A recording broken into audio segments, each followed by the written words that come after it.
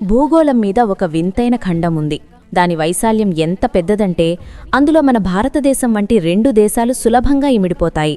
కానీ ఆశ్చర్యకరమైన విషయమేమిటంటే ఈ విశాలమైన భూభాగంలో 90% కంటే ఎక్కువ ప్రాంతం నేటికీ ఖాళీగా ఉంది. అక్కడ నగరాలు లేవు, గ్రామాలు లేవు, కనీసం రోడ్లు కూడా లేవు.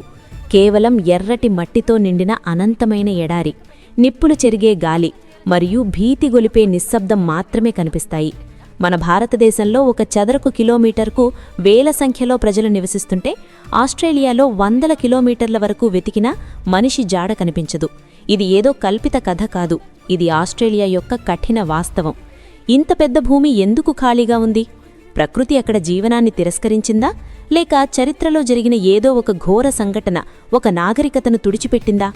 ఈ ప్రశ్నలకు సమాధానం కేవలం ఎడారిలో లేదు, అది దోచుకోబడిన చరిత్రలో, ధ్వంసం చేయబడిన సంస్కృతులలో దాగి ఉంది. మనం మ్యాప్ను గమనిస్తే ఆస్ట్రేలియా ప్రపంచంలోనే 6వ అతిపెద్ద దేశం. దీని మొత్తం వైశాల్యం సుమారు 7.7 మిలియన్ చదరపు కిలోమీటర్లు. ఇంత భారీ భూభాగం ఉన్నప్పటికీ ఇక్కడి మొత్తం జనాభా కేవలం 2.6 కోట్లు మాత్రమే. పోలిక కోసం చూస్తే మన భారతదేశ జనాభా దాదాపు 140 కోట్లు. అంటే ఆస్ట్రేలియా జనాభా మన దేశంలోని ఒక చిన్న రాష్ట్రమైన గోవా కంటే కూడా తక్కువ అని చెప్పవచ్చు. అయితే అసలు షాకింగ్ నిజం ఇది కాదు. ఆస్ట్రేలియాలోని 90% పైగా జనాభా కేవలం 0.22% భూమిపైనే నివసిస్తోంది. అంటే మొత్తం జనాభా కేవలం కొన్ని తీరప్రాంత నగరాలకే పరిమితమైపోయింది.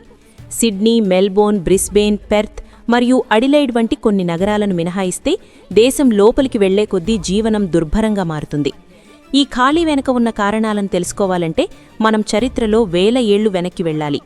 బ్రిటిష్ వారు రాకముందు ఆస్ట్రేలియాలో అబారిజినల్ ఆస్ట్రేలియన్లు ఉండేవారు. వీరు అడవులలో నివసిస్తూ వేటాడుతూ ప్రకృతితో మమేకమై ఉండేవారు. వీరి సంస్కృతి చాలా విలక్షణమైనది. వీరికి భూమి యాజమాన్యం అనే భావనే తెలియదు. భూమి అనేది ఎవరి సొత్తు కాదని, అది అందరికీ చెందుతుందని వారు నమ్మేవారు.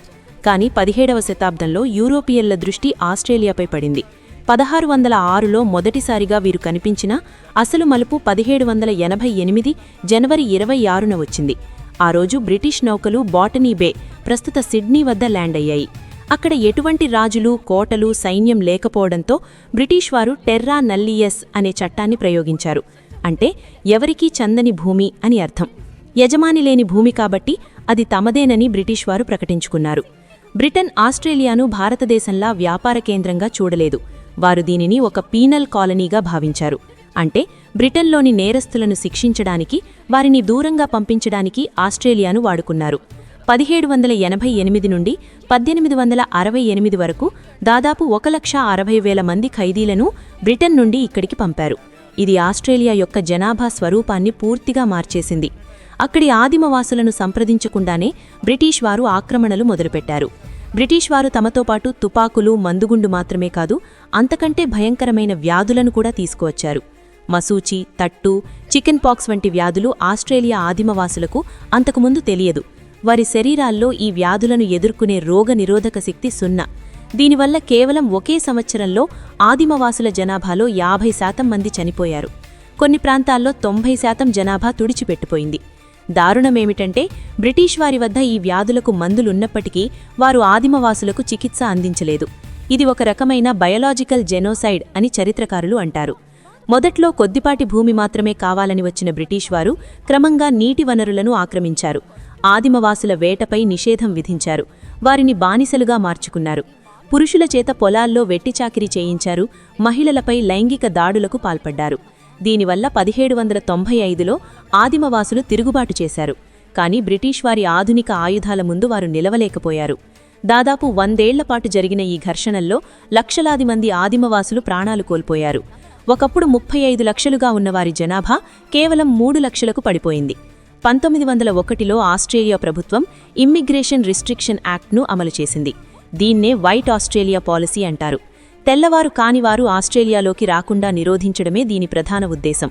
యూరోపియన్ జనాభాను పెంచి ఆదిమవాసులను మరియు ఇతర ఆసియా దేశాల ప్రజలను దూరం పెట్టడం కోసం ఈ జాతి వివక్షా చట్టాన్ని దశాబ్దాల పాటు కొనసాగించారు. దీనివల్ల కూడా ఆస్ట్రేలియా జనాభా సాంద్రత పెరగకుండా పోయింది. ఆస్ట్రేలియా ఖాళీగా ఉండటానికి చరిత్ర ఒక కారణమైతే భౌగోళిక పరిస్థితులు మరో ప్రధాన కారణం. ఆస్ట్రేలియాను 3 భాగాలుగా విభజించవచ్చు. పశ్చిమ పీఠభూమి దేశంలో 70% భూభాగాన్ని కవర్ చేస్తుంది. ఇదంతా పొడి ఎడారి. ఇక్కడ వ్యవసాయం అసాధ్యం. నీరు దొరకడం చాలా కష్టం. మధ్య ప్రాంతాల మైదానాలు ఉప్పు సరస్సులు మరియు ఎండిపోయిన బేసిన్లతో నిండి ఉంటాయి. ఇక్కడ మట్టిలో ఉప్పు శాతం ఎక్కువగా ఉండటం వల్ల మొక్కలు పెరగవు. తూర్పు పర్వత ప్రాంతాలు మాత్రమే ఆస్ట్రేలియాలో సారవంతమైన ప్రాంతం. ఇక్కడ వర్షాలు పడతాయి, నదులు ప్రవహిస్తాయి. అందుకే జనాభా అంతా ఇక్కడే కేంద్రీకరించబడింది. ఆస్ట్రేలియా వాతావరణం చాలా విచిత్రంగా ఉంటుంది. ఎల్ నినో ప్రభావం వల్ల ఇక్కడ తరచూ భయంకరమైన కరువులు వస్తాయి. దేశంలోని 70% భూమి కరువు కోరల్లోనే ఉంటుంది. ప్రతి ఏటా వ్యవసాయ నష్టం $1 బిలియన్ ఉంటుంది.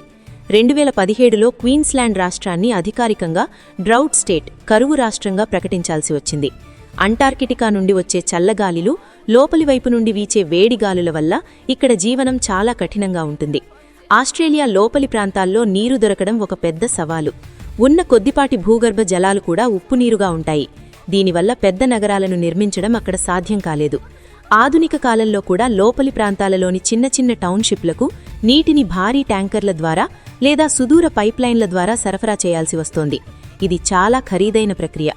మనుషులు లేని ఆ ప్రాంతాల్లో వింతైన వన్యప్రాణులు రాజ్యమేలుతుంటాయి. కంగారులు, కోలాలు మాత్రమే కాదు, ప్రపంచంలోనే అత్యంత విషపూరితమైన పాములు, సాలిడ్లు ఇక్కడ ఉన్నాయి. మనుషుల కంటే కంగారుల సంఖ్యయే ఇక్కడ ఎక్కువ. కొన్ని ప్రాంతాల్లో ఒక చదరపు కిలోమీటరుకు వందలాది కంగారులు ఉంటే మనిషి మాత్రం ఒక్కడు కూడా కనిపించడు. మనం చివరిగా ఒక విషయాన్ని అర్థం చేసుకోవాలి. ఆస్ట్రేలియా ప్రకృతి సిద్ధంగా ఖాళీగా లేదు. ఒకప్పుడు అక్కడ ఆదిమవాసులు ప్రకృతితో సమతుల్యత పాటిస్తూ లక్షల సంఖ్యలో జీవించేవారు. కానీ వలసవాదం, జాతి వివక్ష, వ్యాధులు మరియు అణిచివేత వల్ల వారి జనాభా అంతరించిపోయింది. నేడు ఆస్ట్రేలియా ఖాళీగా కనిపిస్తోందంటే దానికి కారణం బ్రిటిష్ వారు చేసిన చారిత్రాత్మక తప్పిదాలు మరియు అక్కడి కఠినమైన భౌగోళిక పరిస్థితుల కలయికే. ఆస్ట్రేలియా కథ కేవలం ఒక ఎడారి కథ కాదు, అది అన్యాయానికి గురైన ఒక సంస్కృతి కథ.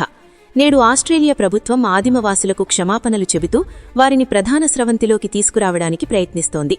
కానీ చరిత్రలో జరిగిన ఆ గాయం మ్యాప్లో మనకు ఖాళీ ప్రదేశాల రూపంలో నేటికీ కనిపిస్తూనే ఉంది.